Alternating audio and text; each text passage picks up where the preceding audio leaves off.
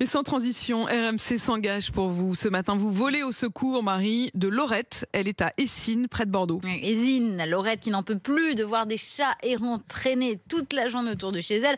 Elle s'en occupe, elle les nourrit, elle en a même fait stériliser certains, mais c'est trop pour elle. Et elle s'est confiée au micro d'Anne-Livia Tolinki. Il y en a un petit peu partout. Et quand on en parle avec les voisins, les gens se plaignent du bruit, des marquages. Il y a des gens là qui m'ont dit « Ah oui, mais les chats, ils n'arrêtent pas de faire pipi. » Et puis les poubelles aussi, parce qu'ils montent sur les poubelles, ils ont faim. Donc ils déchirent les poubelles. Et puis après, visuellement, c'est sûr, quand vous voyez des chats qui sont tout maigrichons, qui sont malades, c'est la misère cette misère qui me dérange. Laurette qui a envoyé plusieurs courriers à la mairie sans résultat et elle n'est pas du tout la seule habitante d'Essines à se plaindre. C'est même pas la peine d'appeler la mairie, ils en ont rien à faire. Dès qu'on commence à sortir au sujet des chats errants, les portes se ferment immédiatement. C'est non, on s'en occupe pas, ça ne nous regarde pas, c'est aux gens à s'en occuper. Bon, ils ont vraiment des œillères et ça les intéresse absolument pas. Ce qui manque, c'est effectivement d'avoir un service qui soit dédié à ça, qui soit pas juste un numéro pour dire la fourrière va venir emmener le chat et puis on va le faire piquer.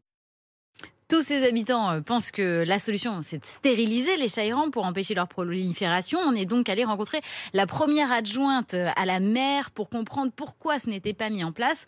Selon elle, pas besoin de stériliser parce qu'il n'y a pas de horde de chats. Et puis la stérilisation, ça coûte cher.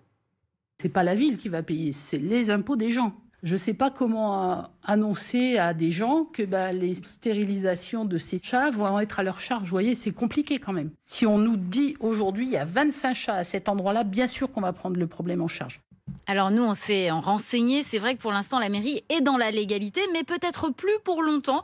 Il y a une proposition de loi qui sera examinée la semaine prochaine au Sénat et qui prévoit d'obliger les communes à mener des campagnes de stérilisation des chats errants. Pour Loïc Dombreval, le rapporteur de la loi, c'est un enjeu crucial. Un couple de chats peut, au bout de 4 ou 5 ans, donner jusqu'à 10, 20 000 chatons. Donc, ils ont une reproduction qui est extrêmement active et ça pose de vrais problèmes. Vous savez, les maladies transmissibles du chat à l'homme sont nombreuses. Et si on peut améliorer la condition de vie de ces chats et résoudre les problèmes de santé publique et de sécurité publique, bien sûr qu'il faut le faire et bien sûr que les maires ont un rôle important à jouer.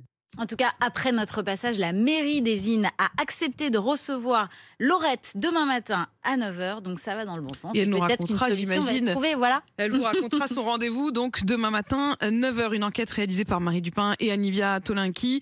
Comme Laurette, vous interpellez Marie, RMC pour vous, @rmc.fr. Elle mène l'enquête et elle est à vos côtés. Il est 6h57 sur RMC.